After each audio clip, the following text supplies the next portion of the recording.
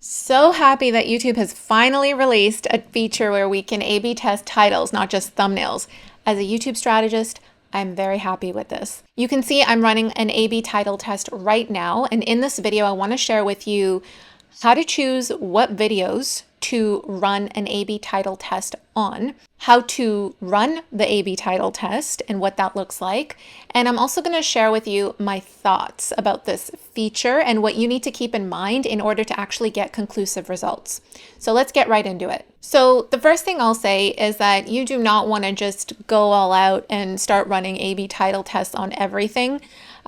Because you'll be sorely disappointed with the results, and it'll also just be a waste of your time. The reason for that is you're not going to get conclusive results on everything, especially if you are a smaller or a newer channel that is not really getting much reach. So you really want to pay attention to the data of your videos that you are releasing and choose the ones where you are getting high impressions but a low click-through rate. So how do you do this? You first need to go into your analytics and then go to advanced mode. And what I like to do for our channel, for our clients' channels that we manage, is I like to leave this on content, so that's fine. For the metrics, I only want to see impressions and impressions click-through rate. So I'm just going to get rid of all of these things, and because I don't need to see that. Okay. And the other thing that you want to do now is filter by publish date, because you want it to pull up videos that have been released in the past week. So have been published in the last week. So to do that, you're going to go to publish date, and it's the 21st right now. So I'm just going to select exactly a week ago, which is Feb 14th.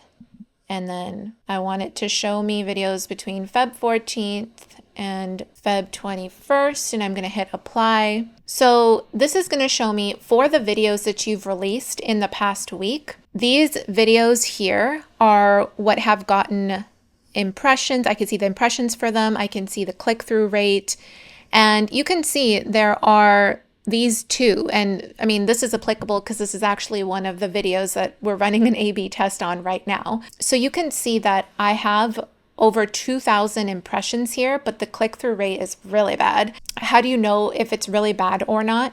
You got to look at your average click-through rate for your channel. And the average click-through rate for your channel, by the way, can be found in the analytics. Last 90 days, make sure you select that. Go to content, and then where it says over here, this is your average click-through rate for your channel. So we have 8.7.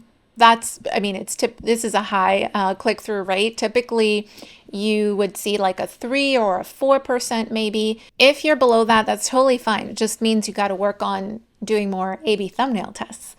But let's stay focused right now with the titling. So basically, if you're seeing a really low click-through rate, but it's getting sort of high impressions, I would consider anything above 1,000 to be high-ish. And also, the more impressions that you see, the more likelihood that that title test will come back as conclusive.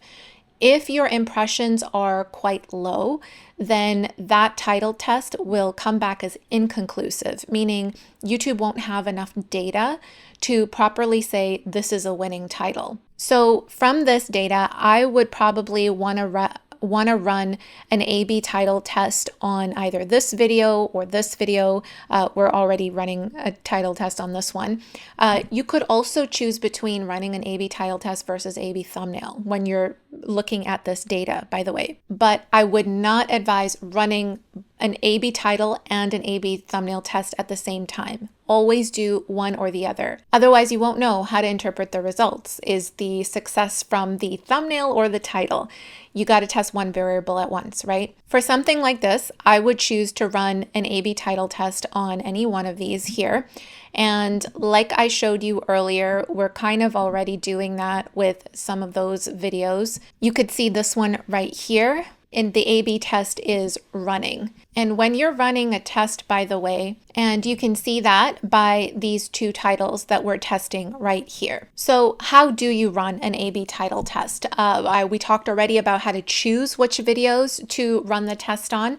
Now let's talk about how do you actually run this test. So given that this is another potential candidate for running the test on, I'm actually gonna go and show you what it looks like to create the A/B title test on this specific video here. So you could follow along with me.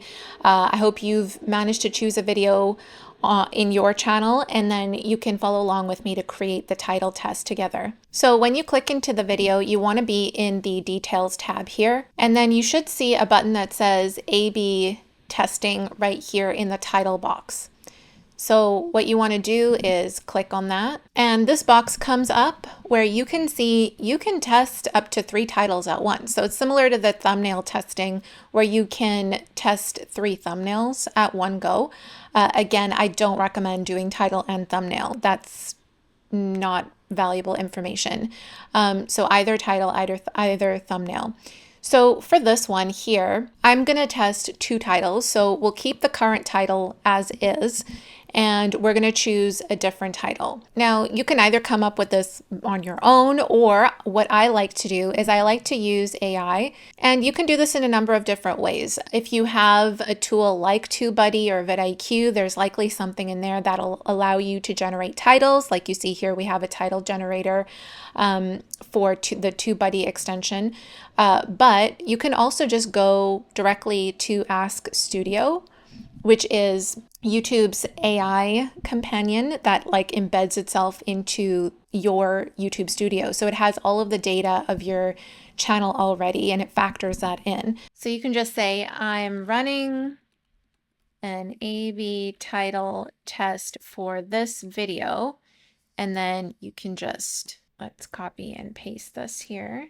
Give me at least 3 alternate titles that I can run this test with. Okay, and then it's going to review it and then give us some options. So it's kind of cool because it's going to factor in what you usually do for your titles and take that into account.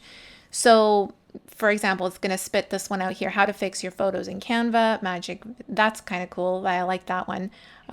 Edit photos faster. So it's going to give you different options, and I like to just use one of these.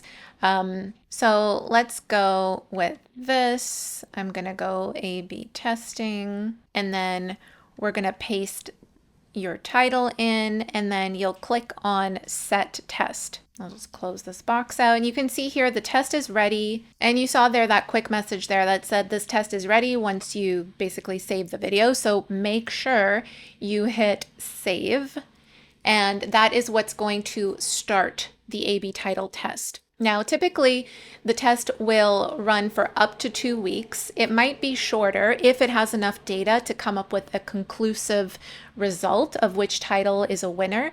But if not, it'll run it for up to 2 weeks. And then by the end of those 2 weeks, you'll basically get a result either on one title being a winner, and it'll show you the data in terms of what made it a winner, or it'll say there wasn't enough information, and it will come back as an inconclusive test result. At any given point, you can come in here too and click on View Test Report to see how things are doing. I usually find this is like blank while the test is running, and you can see here on the bottom how many days are left until it's going to basically try to get a conclusive result for us. Now, here are some thoughts on the feature.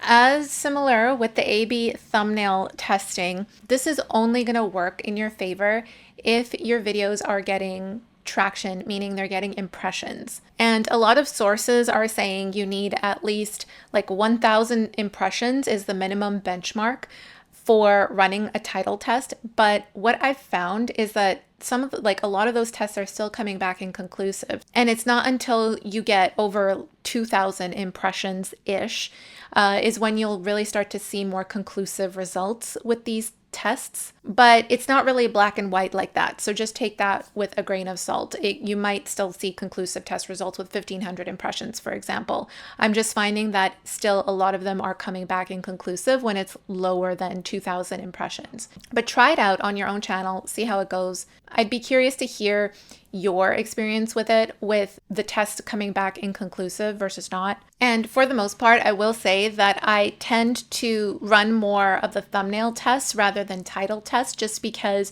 that's really the first thing that captures attention when the video is popping up for someone, right? So I will tend to do an A/B thumbnail test first, and then separately a title test if I want to run a second test to see if we can get better results on that video. And similar to running A/B thumbnail tests, you also want to keep in mind that the way that it determines the winner is whether that title led to more watch time. So it's not gauging on which one resulted in higher click-through rate.